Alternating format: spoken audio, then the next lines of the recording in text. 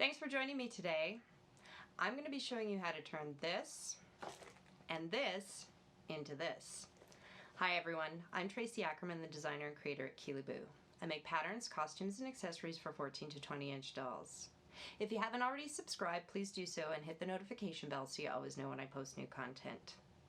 Today, I'm going to be showing you one of the methods I use when I'm making patterns for a doll that I don't have a sloper or a base pattern for, or when I want to convert an existing pattern that I have for another doll type.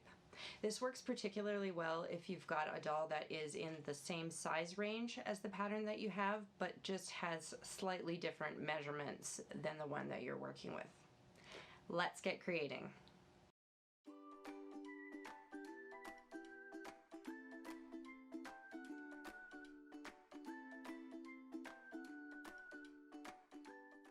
Start by wrapping your doll with strips of cling wrap.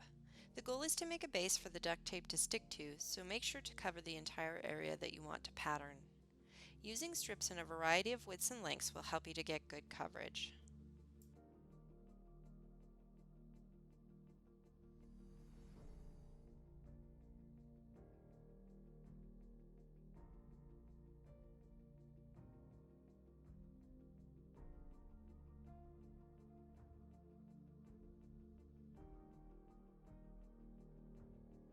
Next, cover the cling wrap with duct tape.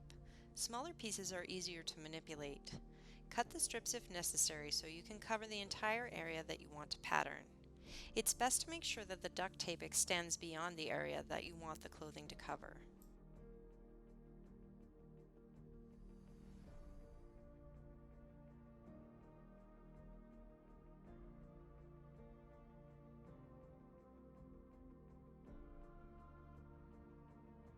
Now we're going to draw some reference lines. First, draw a center line. This doll has a belly button, which I'm going to use to mark her natural waistline. Next, I draw the shoulder seam and then the side seam.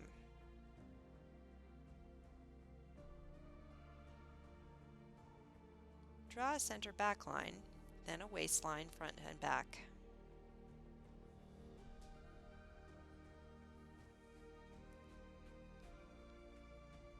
Now I'm adding the back neckline and extending it to draw the front neckline. Keep the necklines high as you will use this as a base for patterns. Next, add a hip line front and back. Lastly, draw the arm's eye, keeping it close to the doll's arm socket.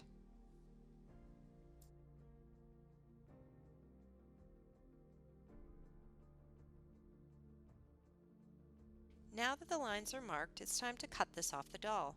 Snip carefully along the center front line, making sure not to cut or scratch the doll. Then cut the center back line, snipping all the way through the cling wrap and duct tape. Peel the unmarked side off of the doll, snipping along the arm to make it easier to remove. Next, peel off the marked side.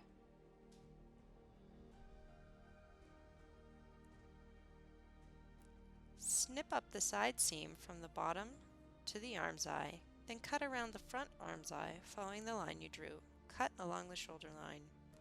Now that the pieces are cut apart, mark the front and the back so you don't get them confused. Continue trimming along the lines you've drawn until all the extra tape and cling wrap is cut away.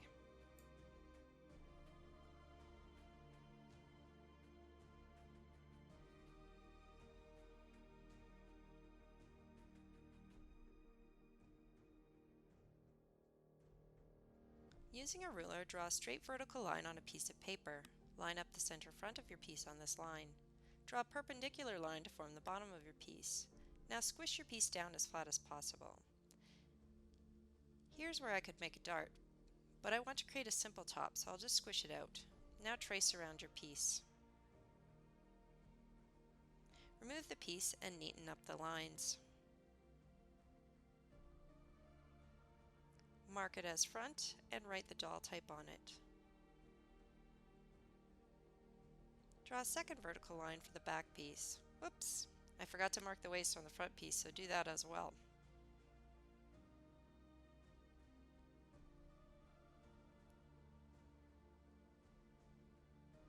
Line up the center back on the vertical line and the bottom on the horizontal one. Squish the piece down as flat as possible and trace it.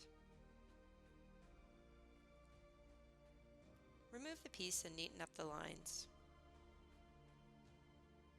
Write back and the doll type on it. Don't forget to mark the waist.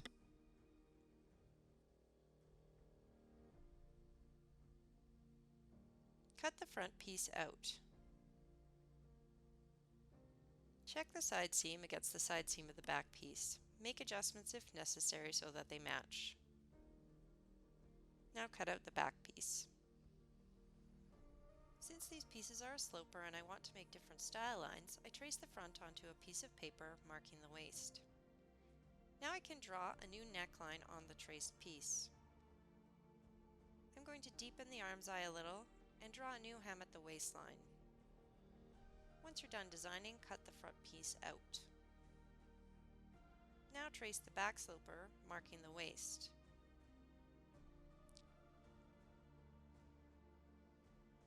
And label it. Using my new front piece, I will transfer marks to the back piece at the shoulders, arm's eye, and hem. Now I can draw my new neckline, arm's eye, and hem that will match the front. Double check that your side seams and shoulder seams still match. Here I'm marking the front to show that it should be cut on the fold. Cut your back piece out. Now you have your new pieces, but these will fit very snugly. You may want to add a small bit of ease at the center, front, and back. You'll also need to add a seam allowance to your final pattern. I hope this technique was helpful for you. If you like the video, please give it a thumbs up and share it with your friends. If you've tried this technique before, I'd love to hear about how it worked out for you in the comments. If you do end up trying it in the future, please also let me know how it goes. If you haven't already subscribed, please do so and hit the notification bell so you always know when I post new content. Thanks for watching, everyone.